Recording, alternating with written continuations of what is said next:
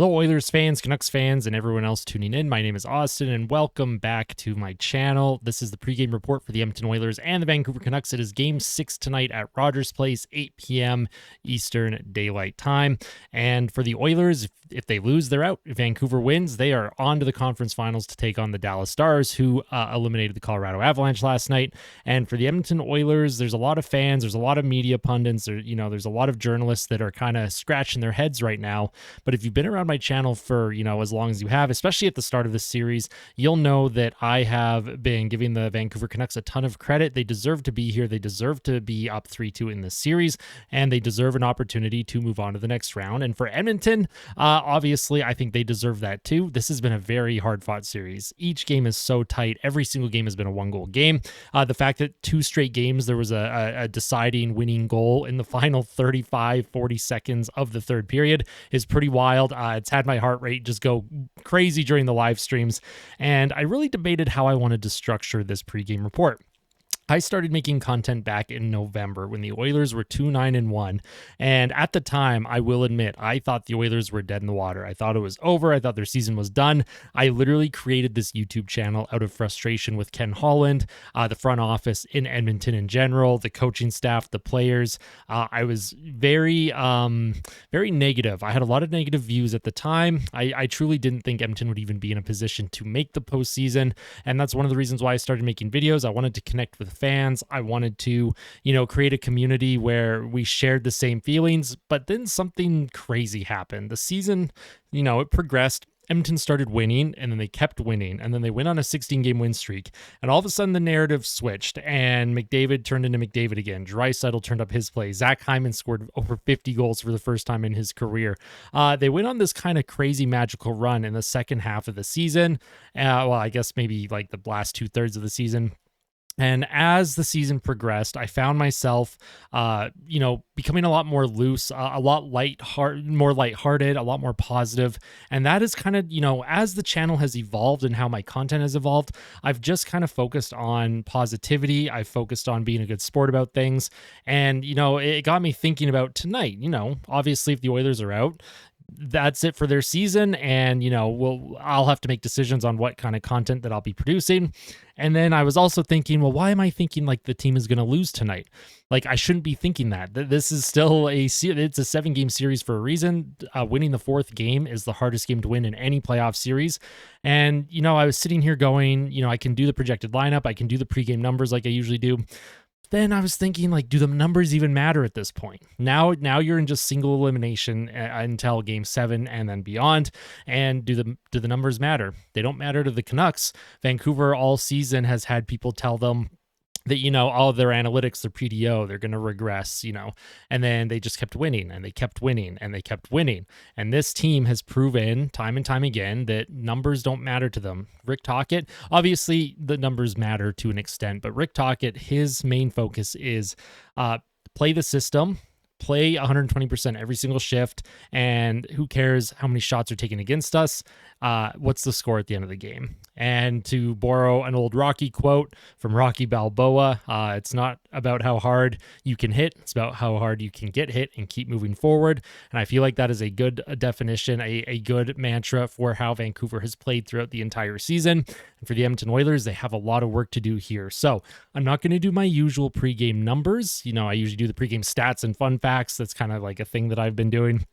I'm just going to, I'm going to discuss the projected lineup. And then for my pregame prediction, I'm just going to say whether I think the Oilers are going to win or not. At this point, the numbers don't matter. This game is played on a sheet of ice for a reason.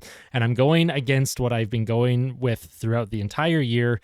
This channel has evolved. The community that we're building has been instrumental in influencing the content that I'm producing.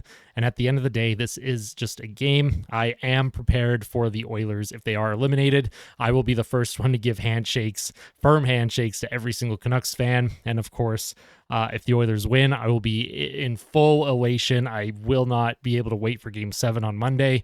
And so I'll just quickly do the projected lineup here. Now, As of this recording, I don't know if there's any lineup changes for Edmonton. I think Chris Knobloch will obviously insert one or two fresh bodies. You might see Carrick in, you might see Sam Gagner in. For me personally, I would love to see Sam Gagner in. If Edmonton's going to go down here, give Gagner a home ice game in front of the crowd, in front of the fans, in the city that drafted him. Give him a playoff opportunity, just for the heart and soul factor, just for fans like me. My favorite player growing up, he may retire soon, and for Sam Gagner, his first jersey I ever got as a kid was Sam Gagner's, and there's a lot of history there with me and him. So I hope Sam Gagner gets an opportunity tonight. You might see Carrick in the lineup. However, I do think it is confirmed that Adam Henrique is not an option tonight. Adam Henrique is still not able to go. And then on defense, I don't know if Stetcher can go. You might see Broberg inserted into the lineup. We're going to see Chris Knobloch has some cards that he can play here. And then when it comes to the goaltending, do you start Calvin Pickard or Stuart Skinner?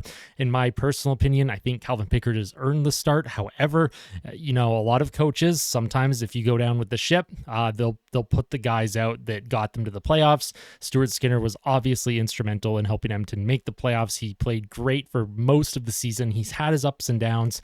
Do you give him an opportunity to redeem himself here and create a new narrative, a redemption arc for him? This series, just like last year against Vegas for the Oilers, they were down 3-2. They lost on home ice. They had a lead in every single game in that series. And so far, it's played very similarly to the series against Vancouver. Edmonton has had a lead in every single game. They're down 3-2 back in Edmonton. And be very curious to see the lineup adjustments that Chris Knobloch makes. But here's the projected lineup. Of course, this is just going with what they have been going with. But I want to know who you would insert into the lineup. And then, just to kind of end this video off, cap things off here, like I said, I'm not going over the pregame numbers because to me, the numbers don't matter tonight. What matters is the 60 minutes that are going to be played by both teams. And for the Oilers, win every minute. You have to play like each minute is literally your last minute on the ice this season. There are never guarantees. There's no guarantees of a tomorrow when it comes to this current NHL season, but that's also just kind of how I live my life too. There's never a guarantee, for a tomorrow. We've seen how quickly things can change in our lives and in sports, with our teams and just like with real life situations. And, one of the main reasons why I always preach positivity and, why I always tell people to, at the end of my videos, I'm always like, hey, tell someone that you love them.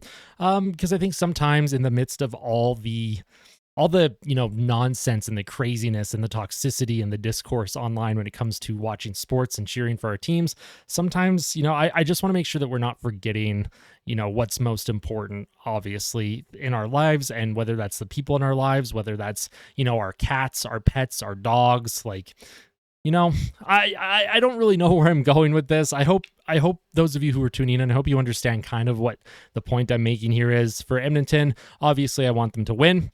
And, if you want a prediction from me, I won't do a score prediction. However, I will predict whether I think Edmonton will win. It will be a yes and no. I do think Edmonton is going to win. I think they're going to force a Game 7. I say Oilers win tonight. What do you say? If you have a score prediction, let me know in the comment section below. Any kind of lineup adjustments. If there's anything that you want to tell me or you want to discuss, ideas for lineup adjustments, just put any comment that you want down in the comment section below. I've had an absolute blast interacting with everybody in the postseason and during the regular season. I really hope that this is not the end of the season for the Oilers, but for everyone that's tuned in that has been a positive influence, a good ambassador to the game, I truly do appreciate it. I appreciate how much support everyone that tunes in has shown me, the likes, the subscriptions, the video views, the live streams. It's all, I don't want to say overwhelming, but this is definitely a experience that I'm never going to forget in my first year creating content. So I just want to thank everyone so much. I look forward to the live stream tonight. I hope I see you all there. And of course, like this video if you liked it. Subscribe if you're not yet subscribed. And as always, tell someone that you love them. All right, let's go Oilers.